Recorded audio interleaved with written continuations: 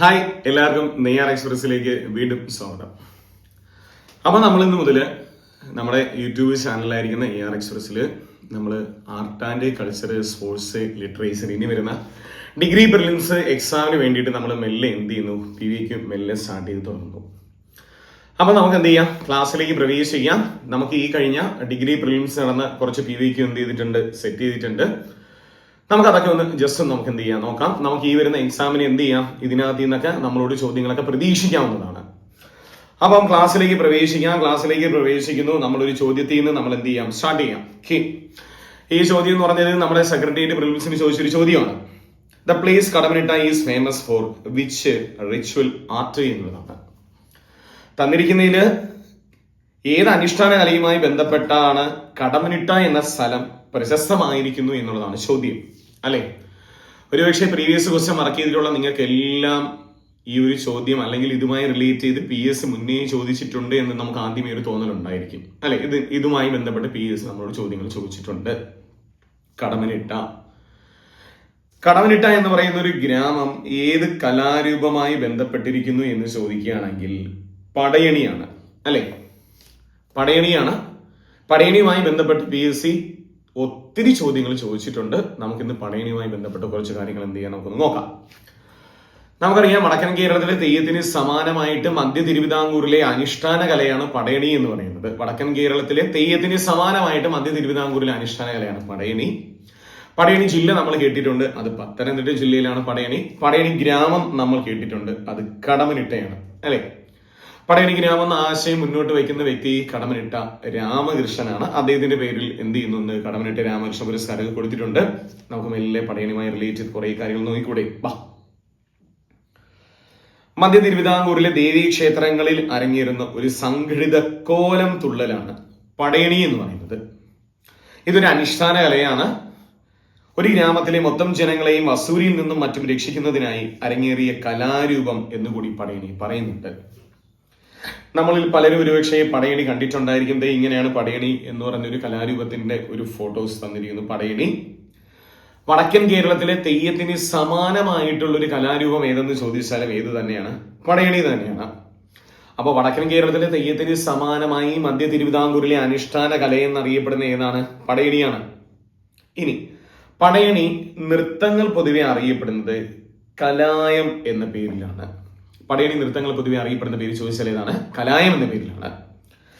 എന്താണ് ഇതിന്റെ ഇതിവൃത്തം? ഇപ്പൊ മധ്യ തിരുവിതാംകൂറിൽ അല്ലെങ്കിൽ കാളി ക്ഷേത്രങ്ങളിൽ എന്ത് നടന്നിരുന്നാലും ഇതിവൃത്തം നമുക്കറിയാം, കാളി ദാരിക യുദ്ധമാണ് ഇതിവൃത്തം, അല്ലെ? ഇതിവൃത്തം ചോദിച്ചാൽ എന്താണ്, കാളി ദാരിക യുദ്ധമാണ് ഇതിന്റെ ഇതിവൃത്തം. കാളി ദാരിക യുദ്ധമാണ്, അല്ലെ? സെയിം തന്നെയാണ് നമുക്ക് മുടിയേറ്റിന്റെ, അല്ലെ? മുടിയേറ്റ് അല്ലെങ്കിൽ മുടിയെടുപ്പ്, ഇതിവൃത്തം എന്ത് തന്നെയാണ്, കാളി ദാരിക യുദ്ധമാണ്. മധ്യ തിരുവിതാംകൂറിലെ കാളി ക്ഷേത്രങ്ങളിൽ എന്ത് നടന്നാലും ഇതിവൃത്തം കാളി ദാരിക യുദ്ധം തന്നെയാണ്, കാളി ദാരിക യുദ്ധമാണ്. നമ്മളോട് PS ചോദിച്ചു ഏറ്റവും വലിയ കോലം ഏതെന്ന് ചോദിച്ചു. ഏറ്റവും വലിയ കോലം ഏതാണ്, ഭൈരവി കോലമാണ്. ഏറ്റവും വലിയ കോലം എന്നറിയപ്പെടുന്ന കോലം ഭൈരവി കോലമാണ്. ഇത് നമ്മളോട് ചോദിച്ചതാണ്. അപ്പൊ വടക്കൻ കേരളത്തിലെ തെയ്യത്തിന് സമാനമായിട്ടുള്ള മധ്യ തിരുവിതാംകൂറിലെ അനുഷ്ഠാന കലയാണ് പടയണി എന്ന് നമ്മൾ പഠിച്ചു. പടയണി നൃത്തങ്ങൾ പൊതുവെ അറിയപ്പെടുന്ന പേര് കലായം എന്ന പേരിലാണ്. ഇതിവൃത്തം എന്തെന്ന് ചോദിച്ചാൽ അത് കാളി ദാരിക യുദ്ധമാണ്. പടയണിയിൽ ഇതിവൃത്തം കാളി ദാരിക യുദ്ധമാണ്. ഇതിവൃത്തം എന്ന് പറയുന്നത് കാളി ദാരിക യുദ്ധമാണ്. ഏറ്റവും വലിയ കോലം എന്തെന്ന് ചോദിച്ചാൽ എന്താണ്, ഭൈരവി കോലമാണ്. ഏറ്റവും വലിയ കോലമാണ് ഭൈരവി കോലം. ഇനി പടയണി ആദ്യ ചടങ്ങ് എന്തെന്ന് ചോദിച്ചാൽ അത് ചൂട്ടുവയ്പ്പാണ്. അപ്പൊ പടയണിയിലെ ആദ്യ ചടങ്ങ് എന്തെന്ന് ചോദിച്ചാൽ ചൂട്ടുവയ്പ്പ്. ഒരുപക്ഷെ നമ്മളോട് തിരിച്ചൊരു ചോദ്യം വരാം, താഴെ തന്നിരിക്കുന്ന ഏത് കലാരൂപമായി ബന്ധപ്പെട്ടതാണ് ചൂട്ടുവയ്പ്പ് എന്ന് ചോദിച്ചാൽ ഏതാണ്, അത് പടയണിയാണ്. പടയണിയിലെ വാദ്യമേള ചടങ്ങ് അറിയപ്പെടുന്ന പേര് ചോദിക്കുകയാണെങ്കിൽ എന്താണ്, അത് കാച്ചികെട്ടാണ്. പടയണിയിലെ വാദ്യമേള ചടങ്ങ് അറിയപ്പെടുന്ന പേരാണ് കാച്ചികെട്ട്. അതേ സമാനമായിട്ട് നമുക്ക് നോക്കൂ, കഥകളിയിലെ ആദ്യ ചടങ്ങ് എന്താണ്, കഥകളിയിലെ ആദ്യ ചടങ്ങ് കേളികൊട്ട്, അല്ലേ? കഥകളിയിലെ ആദ്യ ചടങ്ങാണ് കേളികൊട്ട്. പടയണിയിലെ ആദ്യ ചടങ്ങ് എന്താണ്, ചൂട്ടുവയ്പ്പാണ്. പടയണിയിലെ ആദ്യ ചടങ്ങ് ചോദിക്കുകയാണെങ്കിൽ ചൂട്ടുവയ്പ്പാണ്. അങ്ങനെ ആദ്യ ചടങ്ങൊക്കെ ചോദിക്കാം. ഇല്ലെങ്കിൽ ഈ പറഞ്ഞ പോലെ തിരിച്ച് കാച്ചികെട്ട് അല്ലെങ്കിൽ ചൂട്ടുവയ്പ്പ്, താഴെ തന്നിരിക്കുന്ന ഏത് കലാരൂപമായി ബന്ധപ്പെട്ടിരിക്കുന്നു എന്ന് ചോദിച്ചാൽ ഏതാണ് കലാരൂപം, അത് പടയണിയാണ്. അപ്പൊ ഏറ്റവും വലിയ കോലം ഏതാണ്, ഭൈരവി കോലമാണ്. എന്താണ് ഇതിവൃത്തം എന്ന് ചോദിച്ചാൽ എന്താണ് ഇതിവൃത്തം, അത് കാളി ദാരിക യുദ്ധമാണ് ഇതിവൃത്തം. പടയണി ഏത് ജില്ല എന്നതാണ്. പടയണിക്ക് പ്രസിദ്ധമായ കേരളത്തിലെ ജില്ല ചോദിക്കുകയാണെങ്കിൽ പത്തനംതിട്ട ജില്ലയിലാണ്. ഒരുപക്ഷെ പത്തനംതിട്ട ജില്ലയിൽ മാത്രമല്ല പടയണിയുള്ളത്, ആലപ്പുഴയിലും പടയണിയുണ്ട്, കോട്ടയത്തും പടയണിയുണ്ട്. എന്നാൽ പടയണിക്ക് പ്രസിദ്ധമായിട്ടുള്ള ജില്ല ഏതെന്ന് ചോദിച്ചാൽ ഏതാണ്? പത്തനംതിട്ടയാണ്. പടയണിയിലെ ഏറ്റവും പ്രസിദ്ധമായിരിക്കുന്ന ജില്ല പത്തനംതിട്ടയാണ്. പടയണി ഗ്രാമമാണ് കടമ്മനിട്ട. പടയണി ഗ്രാമം കടമ്മനിട്ട ഏത് ജില്ലയിലാണ്? പത്തനംതിട്ട ജില്ലയിലാണ്, നമുക്കറിയാം അല്ലെ. കഥകളി ഗ്രാമം പത്തനംതിട്ട ജില്ലയിലാണ്. കഥകളി ഗ്രാമം അതെവിടെയാണ്? അയിരൂർ എവിടെയെന്ന് ചോദിച്ചാൽ എവിടെയാണ്? അതും പത്തനംതിട്ട ജില്ലയിലാണ്. അപ്പൊ കഥകളി ഗ്രാമം എവിടെയെന്ന് ചോദിച്ചാൽ അത് പത്തനംതിട്ട. പടയണി ഗ്രാമം എവിടെയെന്ന് ചോദിച്ചാലും അത് പത്തനംതിട്ടയാണ്. പടയണി ഗ്രാമം എന്ന് അറിയപ്പെടുന്ന കടമ്മനിട്ടയാണ്. പടയണി ഗ്രാമം എന്ന ആശയം മുന്നോട്ട് വെച്ചിരിക്കുന്ന വ്യക്തിയാണ് കടമ്മനിട്ട രാമകൃഷ്ണൻ. നമ്മളെ സംബന്ധിച്ച് നമുക്കിവിടെ ഒരു കറണ്ട് അഫെയർ കൂടി നമുക്ക് പറഞ്ഞു പോകാനുണ്ട്. എന്താ? 2026 കടമ്മനിട്ട രാമകൃഷ്ണ പുരസ്കാരം. 2026 കടമ്മനിട്ട രാമകൃഷ്ണ പുരസ്കാരം ആർക്ക് ലഭിച്ചു എന്ന് ചോദിക്കുകയാണെങ്കിൽ കവിയായിരിക്കുന്ന ഏഴാച്ചേരി രാമചന്ദ്രൻ അല്ലെ. ഏഴാശ്ശേരി രാമചന്ദ്രനാണ് ഇപ്രാവശ്യത്തെ കടമ്മനിട്ട രാമകൃഷ്ണ പുരസ്കാരം ആർക്ക് ലഭിച്ചിരിക്കുന്നത്? ഏഴാശ്ശേരി രാമചന്ദ്രനാണ് കടമ്മനിട്ട രാമകൃഷ്ണ പുരസ്കാരം ലഭിച്ചിരിക്കുന്നത്. ഇനി 2025 കടമ്മനിട്ട രാമകൃഷ്ണ പുരസ്കാരം എം ലീലാവതിയാണ്. ഏതാണ് കൃതി എന്ന് ചോദിക്കുകയാണെങ്കിൽ ധ്വനിപ്രയാണം എന്ന് പറയുന്ന കൃതിക്ക് സമഗ്ര സംഭാവന പുരസ്കാരമാണ് കടമ്മനിട്ട രാമകൃഷ്ണ പുരസ്കാരം. ധ്വനിപ്രയാണം എം ലീലാവതിയുടെ ആത്മകഥയാണ് കേട്ടോ ധ്വനിപ്രയാണം. എത്രയാണ് സമ്മാന തുക എന്ന് ചോദിക്കുകയാണെങ്കിൽ 55,555 രൂപയാണ്. അപ്പൊ ഇപ്രാവശ്യം 2026 പുരസ്കാരം ആർക്ക് ലഭിച്ചിരിക്കുന്നു? ഏഴാശ്ശേരി രാമചന്ദ്രനാണ്. 2026 പുരസ്കാരം ഏഴാശ്ശേരി രാമചന്ദ്രനാണ്. ഒന്ന് നോക്കി വെച്ചോളുക. ഓക്കെ, ഇനി ഒരു കൃതിയാണ് പടയണിയിലെ പാളക്കോലങ്ങൾ എന്ന് പറയുന്ന കൃതിയാണ് കേട്ടോ. നോക്കി വെച്ചോളുക. മായ്ക്കുന്നു. പടയണിയിലെ പാളക്കോലങ്ങൾ എന്ന പുസ്തകത്തിന്റെ രചയിതാവ് കടമ്മനിട്ട വാസുദേവൻ പിള്ള. അങ്ങനെയൊക്കെ കൃതിയൊക്കെ ചോദിക്കാം. അപ്പൊ പടയണിയിലെ പാളക്കോലങ്ങൾ, ഈ പാളക്കോലങ്ങൾ എന്ന് പറയുമ്പോൾ ഈ പടയണി എന്ന് പറയുന്നത് നമ്മൾ ഈ പാളകളല്ലേ, പാളകൾ എന്ന് പറയുമ്പോൾ നമ്മൾ പണ്ടത്തെ സഞ്ചാരവണ്ടി, ഞങ്ങളൊക്കെ ചെറുപ്പത്തിൽ അല്ലെ പണ്ടത്തെ സഞ്ചാരവണ്ടിയാണ് പാളയിലൊക്കെ യാത്ര ചെയ്തവർക്ക് അറിയാം അല്ലെ. രാത്രിയാകുമ്പോഴേ നമുക്ക് കൂടുതൽ അറിയാൻ പറ്റും എവിടേക്കാണ് നീറ്റിലെന്നൊക്കെ. അപ്പൊ പടയണിയിലെ പാളകൾ ഉപയോഗിച്ചിട്ടാണ് എന്ത് ചെയ്യുന്നത്? ഈ കോലങ്ങളൊക്കെ ചെയ്യുന്നത്. ഈ കാണുന്ന കോലങ്ങളൊക്കെ ചെയ്യുന്നത് ഈ പാളകളൊക്കെ ഉപയോഗിച്ചിട്ടാണ്. അതിലാണ് കോലങ്ങൾ ചെയ്യുന്നു. അപ്പോ പടയണിയിലെ പാളക്കോലങ്ങൾ എന്ന് പറയുന്ന കൃതി ആരെഴുതിയെന്ന് ചോദിച്ചാൽ അത് കടമ്മനിട്ട വാസുദേവൻ പിള്ളയാണ്. പടയണിയിലെ പാളക്കോലങ്ങൾ എന്ന് പറയുന്ന കൃതി രചിച്ചിരുന്ന കടമ്മനിട്ട വാസുദേവൻ പിള്ള. ഞാൻ നേരത്തെ പറഞ്ഞു പത്തനംതിട്ട മാത്രമല്ല പടയണിയുള്ളത്, വേറെ എവിടെയൊക്കെ പടയണിയുണ്ട്? ആലപ്പുഴയിലുമുണ്ട്, കോട്ടയത്തുമുണ്ട്. അവിടെ നമ്മൾ രണ്ട് കാര്യങ്ങൾ നോക്കി വെക്കുക. നീലംപേരൂർ പടയണിക്ക് പ്രസിദ്ധമായ കേരളത്തിലെ ജില്ല ആലപ്പുഴ. നീലംപേരൂർ പടയണി ആലപ്പുഴ ജില്ലയിലും ആയില്യം പടയണി എവിടെയാണ്? അത് കോട്ടയത്താണ്. നീലംപേരൂർ പടയണി ആലപ്പുഴ ജില്ലയിലും ആയില്യം പടയണി എവിടെയെന്ന് ചോദിച്ചാൽ എവിടെയാണ്? കോട്ടയത്തുമാണ് അല്ലെ. നീലംപേരൂർ പള്ളി ഭഗവതി ക്ഷേത്രത്തിലാണ് ഈ നീലംപേരൂർ പടയണി നടക്കുന്നു. കെട്ടുകാഴ്ചകൾക്ക് പ്രസിദ്ധമാണ് ഈ ഉത്സവം എന്ന് പറയുന്നത് അല്ലെ. കെട്ടുകാഴ്ച ഒരുപക്ഷെ കേട്ടിട്ടുണ്ടായിരിക്കും. യുനെസ്കോ അസ്പർശ പൈതൃക സംരക്ഷണ പട്ടികയിൽ കേരളത്തിൽ നിന്നുള്ള ചെട്ടികുളങ്ങരയിലെ കെട്ടുകാഴ്ചയൊക്കെ ഉൾപ്പെടുത്തിയിട്ടുണ്ട്. നമുക്കത് വർക്ക് ചെയ്യാം കേട്ടോ. അപ്പൊ നീലംപേരൂർ പടയണി ഈ ജില്ല ആലപ്പുഴ, ആയില്യം പടയണി ഈ ജില്ല അത് കോട്ടയമാണ്.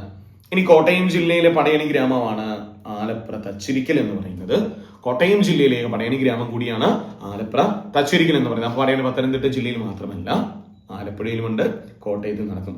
കൂടുതൽ അവിടെ നടക്കുന്നു പത്തനംതിട്ടയിലാണ്. ഗ്രാമം ഏതാണ്? കടമ്മനിട്ടയാണ്. കടമ്മനിട്ട എന്ന് പറയുന്ന ആശയം മുന്നോട്ട് വെച്ച വ്യക്തി കടമ്മനിട്ട രാമകൃഷ്ണനാണ്. 2026 പുരസ്കാരം കൊടുത്തു ഏഴാശ്ശേരി രാമചന്ദ്രനാണ്. എത്രയാണ് സമ്മാന തുക എന്ന് ചോദിക്കുകയാണെങ്കിൽ 55,555 രൂപയാണ്. 25 പുരസ്കാരം ആർക്ക് ലഭിച്ചിരിക്കുന്നു? എം ലീലാവതിയാണ്. ആത്മകഥയാണ് ധ്വനിപ്രയാണം കേട്ടോ. ആത്മകഥ ധ്വനിപ്രയാണം. പടയണിയിലെ വാദ്യോപകരണങ്ങൾ ഏതൊക്കെയെന്നാണ് അല്ലെ. പടയണിയിൽ പ്രധാനമായിട്ടും 3 വാദ്യോപകരണങ്ങൾ പറയുന്നു. ഒപ്പം നമുക്ക് ഇപ്രാവശ്യം കുഴൽ കൂടി ചേർത്ത് അങ്ങ് പോകാം. ചെണ്ട, കൈമണി, തപ്പ്, കുഴൽ. ഏതൊക്കെയാണ്? ചെണ്ട, കൈമണി, തപ്പ്, കുഴൽ. ഇതിൽ പടയണിയിലെ പ്രധാന വാദ്യോപകരണം ചോദിച്ചു കഴിഞ്ഞാൽ അത് തപ്പാണ്. പടയണിയിലെ പ്രധാന വാദ്യോപകരണം ഏതാണ്? തപ്പാണ്. ഒപ്പം കുഴലും എന്ത് ചെയ്യുന്നു? ഉപയോഗിക്കുന്നു എന്നുള്ളതാണ് പ്രധാന സംഗീതോപകരണങ്ങളായി പറയുന്നത്. പക്ഷെ പടയണിയിലെ പ്രധാന വാദ്യോപകരണം ചോദിച്ചാൽ തപ്പാണ്. ഈ കാണുന്ന ഇൻസ്ട്രുമെന്റ് ആണ് തപ്പ്. ഓക്കെ. ആ കാണുന്ന ഇൻസ്ട്രുമെന്റ് ആണ് തപ്പ് എന്ന് പറയുന്നത് ഇൻസ്ട്രുമെന്റ്. PS ചോദിച്ചിട്ടുണ്ട്. പടയണിയിലെ പ്രധാന വാദ്യോപകരണം ഏതെന്ന് ചോദിച്ചാൽ ഏതാണ്? അത് തപ്പാണ്. യാതൊരു സംശയം വേണ്ട. പടയണിയിലെ പ്രധാന വാദ്യോപകരണം ഏതാണ്? തപ്പാണ് അല്ലെ. PSC ഒരു 1-2 വാദ്യോപകരണങ്ങൾ ഞാൻ ഒന്ന് പറഞ്ഞിട്ട് പോകുന്നു. ചോദിച്ച ഒരു വാദ്യോപകരണങ്ങളാണ്. അതിൽ മറ്റൊരു വാദ്യോപകരണമാണ് ഈ ആദിവാസി കലാരൂപങ്ങൾക്ക് ഉപയോഗിക്കുന്ന വാദ്യോപകരണം. കേട്ടോ,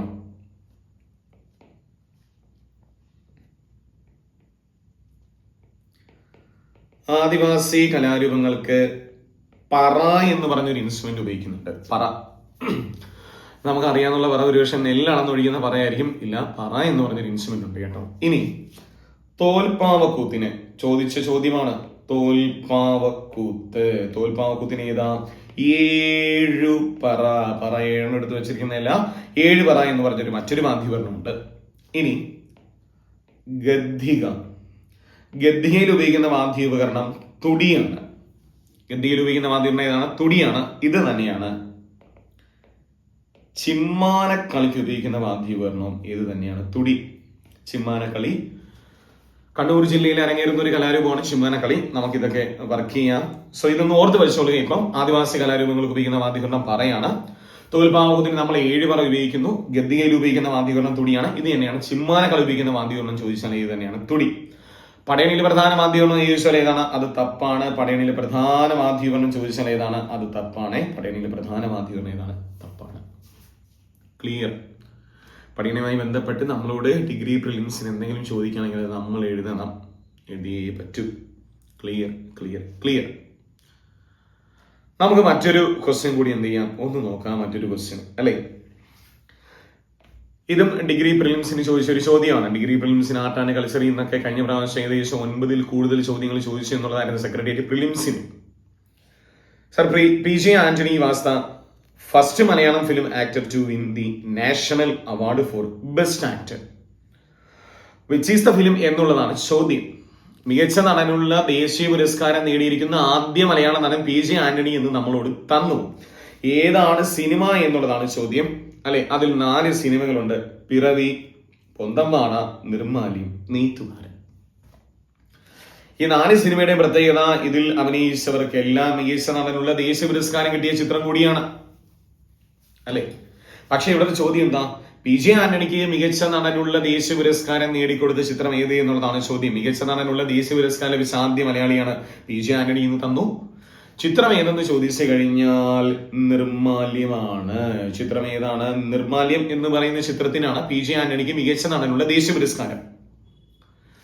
11 പേർക്ക് മികച്ച നടനുള്ള ദേശീയ പുരസ്കാരം മലയാളത്തിൽ നിന്നും ലഭിച്ചു എന്നുള്ളതാണ് മറ്റൊരു സത്യം. 11 പേർക്ക്, 11 മലയാളികൾക്ക് മികച്ച നടനുള്ള ദേശീയ പുരസ്കാരം കിട്ടി എന്നുള്ളതാണ്. 11 മലയാളികൾക്ക് മികച്ച നടനുള്ള ദേശീയ പുരസ്കാരം. നമുക്കൊന്ന് നോക്കണ്ടേ?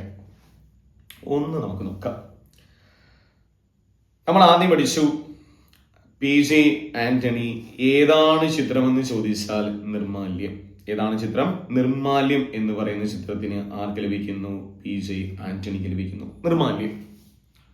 ഒരുപക്ഷെ ഇനി വരുന്ന എക്സാമിന് ഒരു സൈഡിൽ വ്യക്തിയെ തരാം, മറു സൈഡിൽ ചിത്രം തരാം, എന്നിട്ട് അവരുടെ ചിത്രങ്ങൾ ഇപ്പുറത്ത് നിന്ന് നമ്മളോട് എടുക്കാൻ പറയും. അപ്പൊ ഏതാണ് ചിത്രം എന്ന് ചോദിച്ചാൽ നിർമ്മാല്യം എന്ന് പറയുന്ന ചിത്രത്തിന് PJ ആന്റണി ലഭിക്കുന്നു. ശേഷം ഭരത് ഗോപി, രണ്ടാമത് ലഭിച്ച മലയാളി ഭരത് ഗോപിയാണ്. ചിത്രം ഏതാണ്? കൊടിയേറ്റം എന്ന് പറയുന്ന ചിത്രമാണ്. MT വാസുദേവൻ നായർ സംവിധാനം ചെയ്തിരിക്കുന്ന ചിത്രമാണ് നിർമ്മാല്യം. കൊടിയേറ്റം അടൂർ ഗോപാലകൃഷ്ണനാണ്. അടൂർ ഗോപാലകൃഷ്ണന്റെ ചിത്രമാണ് കൊടിയേറ്റം.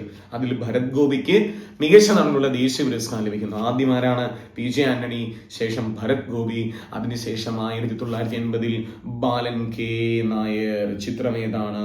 ഓപ്പോൾ. ഓപ്പോൾ എന്ന് പറയുന്ന ചിത്രത്തിന് ബാലൻ K നായർ മികച്ച നടനായി. ശേഷം 1988-ൽ പ്രേംജി. ഏതാണ് ചിത്രം എന്ന് ചോദിച്ചാൽ പിറവിയാണ്. പിറവി എന്ന് പറയുന്ന ഒരു ചിത്രം. ഏറ്റവും കൂടുതൽ ദേശീയ പുരസ്കാരങ്ങൾ കൂടി നേടിയിരിക്കുന്ന മലയാള ചിത്രം കൂടിയാണ് പിറവി എന്ന് പറയുന്ന ഒരു ചിത്രം. സംവിധാനം ഷാജി എൻ കരുൺ അല്ലേ. ഷാജി എൻ കരുണാണ് സംവിധാനം. ഷാജി എൻ കരുൺ അന്തരിച്ചു 2025 ഏപ്രിൽ മാസം 28-ാം തീയതി. 2025 ഏപ്രിൽ മാസം 28-ാം തീയതി ഷാജി എൻ കരുൺ അന്തരിച്ചു. അദ്ദേഹം സംവിധാനം ചെയ്തിരിക്കുന്ന ചിത്രമാണ് പിറവി എന്ന് പറയുന്നൊരു ചിത്രം. പിറവി എന്ന് പറയുന്ന ചിത്രത്തിന് ഒരു പ്രത്യേകതയുണ്ട്. അതിന്റെ തീം എന്ന് പറഞ്ഞാൽ രാജൻ കൊലക്കേസാണ്. കരുണാകരൻ മന്ത്രിസഭ രാജിവെക്കുന്നു 82-ല്. കേരളത്തിലെ ഏറ്റവും അവസാനം സ്റ്റേറ്റ് എമർജൻസി വരുന്നതും 82-ലാണ്. 7 തവണ കേരളത്തിൽ സ്റ്റേറ്റ് എമർജൻസി പ്രഖ്യാപിച്ചിട്ടുണ്ട്. 56, 59, 64, 70, 79, 81, 82. അപ്പൊ 82-ൽ സ്റ്റേറ്റ് എമർജൻസി വരുന്നത് രാജൻ കൊലക്കേസാണ്, ഉരുട്ടിക്കൊല. അതൊക്കെ നമ്മൾ കേട്ടിട്ടുണ്ടായിരിക്കും അല്ലെ. കരുണാകരൻ മന്ത്രിസഭ രാജിവെക്കുന്നു. സോ ഷാജീൻ കരുൺ. 88-ലാണ് ചിത്രം പ്രേംജിക്ക് മികച്ച നടനുള്ള ദേശീയ പുരസ്കാരം. ശേഷം നമുക്ക് മമ്മൂട്ടിയെ എടുക്കാം. ഏറ്റവും കൂടുതൽ തവണ മികച്ച നടനുള്ള ദേശീയ പുരസ്കാരം ലഭിച്ച വ്യക്തി മമ്മൂട്ടിയാണ്. 3 തവണ മമ്മൂട്ടിക്ക് കിട്ടി. 5 ചിത്രങ്ങൾ ചേർത്ത് മമ്മൂട്ടിക്ക് 3 തവണ കിട്ടി എന്നുള്ളതാണ്. എത്ര ചിത്രങ്ങൾ? 5 ചിത്രങ്ങൾ. എത്ര തവണ? 3 തവണ മമ്മൂട്ടി. ഏറ്റവും കൂടുതൽ തവണ മികച്ച നടനുള്ള ദേശീയ പുരസ്കാരം നേടിയ മലയാളി ആരാണ്? മമ്മൂട്ടിയാണ്. എത്ര തവണ എന്ന് ചോദിച്ചാൽ 3 തവണയാണ് കേട്ടോ. 3 തവണ മമ്മൂട്ടിക്ക്. ഏറ്റവും കൂടുതൽ തവണ സംസ്ഥാന പുരസ്കാരം, മികച്ച നടനുള്ള സംസ്ഥാന പുരസ്കാരം നേടിയിരിക്കുന്ന മലയാളി ആര് തന്നെയാണ്? മമ്മൂട്ടിയാണ്. അദ്ദേഹത്തിന് 7 തവണ ലഭിച്ചു സംസ്ഥാന പുരസ്കാരം. 3 തവണ മികച്ച നടനുള്ള ദേശീയ പുരസ്കാരം മമ്മൂട്ടിക്ക് ലഭിക്കുന്നു. അതിൽ 89-ൽ 2 ചിത്രങ്ങളാണ്. ഒരു വടക്കൻ വീരഗാഥ, മതിലുകൾ അല്ലെ. ഒരു പക്ഷേ നമ്മൾ വടക്കൻ വീരഗാഥയൊക്കെ കണ്ടിട്ടുണ്ടായിരിക്കും. നമ്മൾ അതിനുശേഷം എനിക്ക് തോന്നുന്നു ഇനിയുള്ള ചിത്രങ്ങൾ കൂടുതൽ നമ്മൾ കണ്ടിട്ടുണ്ടായിരിക്കും. വടക്കൻ വീരഗാഥ അല്ലെ. ചന്തുവിനെ തോപ്പിക്കാനാവില്ല മക്കളെ അല്ലെ. ഡയലോഗൊക്കെ നമുക്ക് വളരെ ഇഷ്ടപ്പെട്ട കുറെ ഡയലോഗ് ഉണ്ട് അതിനകത്ത്. വടക്കൻ വീരഗാഥ. അതിനേക്കാളും നമ്മൾ വടക്കൻ വീരഗാഥയിലെ പാട്ടുകളായിരിക്കും നമ്മൾ കൂടുതൽ ഇഷ്ടപ്പെട്ടിട്ടുള്ളൂ അല്ലെ. ചന്ദനലേവ സുഗന്ധം അല്ലെ. കളരി വിളക്ക് തെളിഞ്ഞതാണോ, ഇന്ദുലേഖ കൺതുറന്നു അല്ലെ. സോ ഒരു വടക്കൻ വീരഗാഥ, മതിലുകൾ അല്ലെ. വടക്കൻ വീരഗാഥയും മതിലുകൾക്കും അദ്ദേഹത്തിന് 1989 ലഭിക്കുന്നു. ശേഷം 93-ലും 2 ചിത്രങ്ങളാണ്. അതിലൊന്ന് പൊന്തൻമാട, TV ചന്ദ്രൻ സംവിധാനം ചെയ്ത പൊന്തൻമാട, മറ്റൊന്ന് വിധേയൻ അല്ലെ. അമ്മാതിരി അഭിനയാണ് വിധേയൻ സിനിമ. നമ്മളൊക്കെ കണ്ടിട്ടുണ്ടായിരിക്കുന്നു പ്രതീക്ഷിക്കുന്നു. വിധേയൻ, പൊന്തൻമാട. ശേഷം 98-ൽ ഡോക്ടർ ബാബാ സാഹിബ് അംബേദ്കർ അല്ലെ. ജബ്ബാർ പട്ടേൽ സംവിധാനം ചെയ്തിരിക്കുന്ന ഒരു ചിത്രം കൂടിയാണ് ഡോക്ടർ ബാബാ സാഹിബ് അംബേദ്കർ എന്ന് പറയുന്ന ചിത്രം. അതിൽ മമ്മൂട്ടിക്ക് മികച്ച നടനുള്ള ദേശീയ പുരസ്കാരം ലഭിക്കുന്നു. മമ്മൂട്ടി. സോ 5 ചിത്രങ്ങൾ കൂടി ചേർത്ത് എത്ര തവണ? 3 തവണ. ശേഷം നമ്മൾ അറിഞ്ഞിരിക്കുക മോഹൻലാലിന് 2 തവണയാണ്. 2 തവണ. എനിക്ക് തോന്നുന്നു ഇപ്രാവശ്യം മിക്കവാറും നമ്മളോട് താഴെ തന്നിരിക്കുന്നവയിൽ ദാദാ സാഹിബ് ഫാൽക്കെ പുരസ്കാരവുമായി ബന്ധപ്പെട്ട ശരിയായ പ്രസ്താവന എന്നൊരു ചോദ്യത്തിൽ മോഹൻലാലിന് 2 തവണ മികച്ച നടനുള്ള ദേശീയ പുരസ്കാരം ലഭിച്ചു. Yes or no? യെസ് അല്ലെ. 55-ാമത് ദാദാ സാഹിബ് ഫാൽക്കെ പുരസ്കാരം ലഭിക്കുന്ന വ്യക്തിയും കൂടിയാണ് ലാലേട്ടൻ. 2023 പുരസ്കാരം 25-ൽ പ്രഖ്യാപിച്ചു. ദാദാ സാഹിബ് ഫാൽക്കെ പുരസ്കാരം. ദാദാ സാഹിബ് ഫാൽക്കെ പുരസ്കാരം ലഭിക്കുന്ന ആദ്യ മലയാള നടൻ മോഹൻലാലാണ്. എന്നാൽ ആദ്യ മലയാളി അടൂർ ഗോപാലകൃഷ്ണനാണ്. 2004-ൽ അടൂരിന് ലഭിച്ചു. 2 തവണ മോഹൻലാല്. 91-ൽ ഭരതം, 99-ൽ വാനപ്രസ്ഥം. സെബി മലയിൽ ലോഹിതദാസ് സംവിധാനം ചെയ്തിരിക്കുന്ന ചിത്രമാണ് ഭരതം എന്ന് പറയുന്ന ചിത്രം. 91-ൽ ഭരതത്തിനും 99-ൽ വാനപ്രസ്ഥം. ആര് തന്നെയാണ്? ഷാജി എൻ കരുൺ അല്ലെ. ഷാജി എൻ കരുൺ സംവിധാനം ചെയ്ത ചിത്രമാണ് വാനപ്രസ്ഥം. 99-ൽ മികച്ച നടനുള്ള ദേശീയ പുരസ്കാരവും 99-ൽ മികച്ച നടനുള്ള സംസ്ഥാന പുരസ്കാരം അദ്ദേഹത്തിന് ലഭിച്ചത് വാനപ്രസ്ഥമാണ്. നമ്മളൊക്കെ കണ്ടിട്ടുണ്ട്, കാണും എന്ന് ഞാൻ പ്രതീക്ഷിക്കുന്നു. വാനപ്രസ്ഥം, ഭരതം അടിപൊളി സിനിമയാണ് അല്ലെ. 99-ൽ വാനപ്രസ്ഥത്തിനും 91-ൽ ഭരതത്തിനും. 2 തവണ മികച്ച നടനുള്ള ദേശീയ പുരസ്കാരവും 6 തവണ മികച്ച നടനുള്ള സംസ്ഥാന പുരസ്കാരവും ലാലേട്ടനെ തേടിയെത്തി. ഏറ്റവും കൂടുതൽ സംസ്ഥാന പുരസ്കാരവും ഏറ്റവും കൂടുതൽ ദേശീയ പുരസ്കാരം ലഭിച്ചത് മമ്മൂക്കയ്ക്കാണ്. 3 തവണ മമ്മൂക്കയ്ക്ക് മികച്ച നടനുള്ള ദേശീയ പുരസ്കാരവും മമ്മൂക്ക 7 തവണ സംസ്ഥാന പുരസ്കാരവും ലഭിച്ചു എന്നുണ്ട്.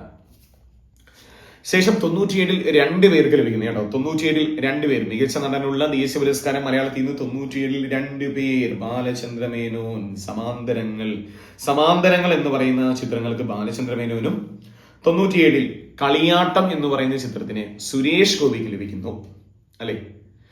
ഷേക്സ്പിയറിന്റെ ഒഥല്ലോ എന്ന് പറയുന്ന കൃതിയെ ആസ്പദമാക്കി ജയരാജ് സംവിധാനം ചെയ്ത ചിത്രമാണ് കളിയാട്ടം. കളിയാട്ടത്തിൽ സുരേഷ് ഗോപി ഒരു തെയ്യം കലാകാരനാണ്. കളിയാട്ടം ഒരുപക്ഷെ നമുക്ക് സിനിമയേക്കാൾ കൂടുതൽ കളിയാട്ടത്തിലെ പാട്ടുകളൊക്കെ നമുക്ക് ഓർമ്മയുണ്ടായിരിക്കും അല്ലെ. വണ്ണാത്തിപ്പൊടിയുടെ തീരത്ത്, പിന്നെ ഏതാ വേലിക്ക് വെളുപ്പാൻ ഗാനം അല്ലെ, എന്നോട് എന്തിനീ പിണക്കം. ഗാനരചന കൈതപ്പുറം കൂടിയാണ്. അപ്പൊ 97-ൽ 2 പേർക്ക് ലഭിക്കുന്നു. ആർക്കെല്ലാം? ഒന്ന് സുരേഷ് ഗോപി, മറ്റൊന്ന് ബാലചന്ദ്ര മേനോൻ. ബാലചന്ദ്ര മേനോൻ ഏതാണ് സിനിമ എന്ന് ചോദിച്ചാൽ അത് സമാന്തരങ്ങൾ എന്ന് പറയുന്ന ചിത്രം. സുരേഷ് ഗോപി ഏതാണ് ചിത്രം എന്ന് ചോദിച്ചാൽ കളിയാട്ടം മറക്കരുത്. മുരളി 2001 ചിത്രം ഏതാണ്? നെയ്ത്തുകാരൻ. 2001 മുരളിക്ക് നെയ്ത്തുകാരൻ എന്ന് പറയുന്ന ചിത്രത്തിനും 2001 കേട്ടോ. ഓക്കെ. സലിം കുമാർ ആദാമിന്റെ മകൻ അബു എന്ന് പറയുന്ന ചിത്രത്തിന് 2010. സലിം കുമാർ ആദാമിന്റെ മകൻ അബു എന്ന് പറയുന്ന ചിത്രത്തിനും. സുരാജ് വെഞ്ഞാറമൂടിന് 2013 പേരറിയാത്തവർ എന്ന് പറയുന്ന ചിത്രത്തിന് ലഭിച്ചു. അപ്പൊ നോക്കൂ, മുരളി നെയ്ത്തുകാരൻ, മുരളിക്ക് ലഭിച്ചു മികച്ച നടനുള്ള ദേശീയ പുരസ്കാരം. സലീം കുമാർ ആദാമിന്റെ മകൻ അബു, ഓസ്കാർ നോമിനേഷൻ ഒരു ചിത്രം കൂടിയാണ് ആദാമിന്റെ മകൻ അബു എന്ന് പറയുന്ന ചിത്രം. ഏറ്റവും അവസാനം മലയാളത്തിൽ നിന്നും ലഭിച്ചിരിക്കുന്ന സുരാജ് വെഞ്ഞാറമൂടിനാണ് 2013 ഏതാണ് ചിത്രം? പേരറിയാത്തവർ എന്ന് പറയുന്ന ചിത്രത്തിന് സുരാജ് വെഞ്ഞാറമൂടി ലഭിച്ചു. 11 പേർക്ക് ലഭിച്ചു മലയാളത്തിൽ നിന്നും അല്ലെ. ആദ്യമാർക്കാണ് PJ ആന്റണി നിർമാല്യം, ഭരത് ഗോപി കൊടിയേറ്റം, ബാലങ്കേ നായർ ഓപ്പോൾ, അതിനുശേഷം പ്രേംജിയുടെ പിറവി, മമ്മൂട്ടിക്ക് ലഭിക്കുന്നു, മോഹൻലാൽ ലഭിക്കുന്നു. ശേഷം ആർക്കെല്ലാം കൂടി നമ്മൾ 297 സുരേഷ് ഗോപിക്കും ബാലചന്ദ്രമേനോനും. പിന്നെ ലഭിച്ചത് നെയ്ത്തുകാരനിലൂടെ മുരളി, അതിനുശേഷം ആദാമിന്റെ മകൻ അബു, സലീം കുമാർ, സുരാജ് വെഞ്ഞാറമൂട് പേരറിയാത്തവർ. 11 പേർക്ക് മികച്ച നടനുള്ള ദേശീയ പുരസ്കാരം ലഭിച്ചു മലയാളത്തിൽ നിന്നും. ക്ലിയർ? ഇതുവരെ പറഞ്ഞിരിക്കുന്ന കാര്യങ്ങൾ ഏകദേശം ക്ലിയർ ആണെന്ന് പ്രതീക്ഷിക്കുന്നു. നോട്ട് കാര്യങ്ങളെല്ലാം നമ്മുടെ ടെലഗ്രാം ചാനലായിരിക്കുന്ന നെയ്യാർസിയിൽ അപ്ലോഡ് ചെയ്യുന്നതായിരിക്കും. ഇതുമായി ബന്ധപ്പെട്ട എക്സാം നമുക്ക് എന്ത് ചെയ്യാം, അവിടെ നമുക്ക് നടത്താം. ആദ്യമായിട്ടാണ് വീഡിയോ കാണുന്നതെങ്കിൽ ഒന്ന് ഷെയർ ചെയ്യുക, സപ്പോർട്ട് ചെയ്യുക, സബ്സ്ക്രൈബ് ചെയ്യുക. മറ്റ് ആർട്ട് ആൻഡ് കൾച്ചറും കറണ്ട് അഫെയറുമായിട്ട് നമുക്ക് അടുത്ത വീഡിയോയിൽ കാണാം. അപ്പോൾ എല്ലാവർക്കും all the best. Thank you.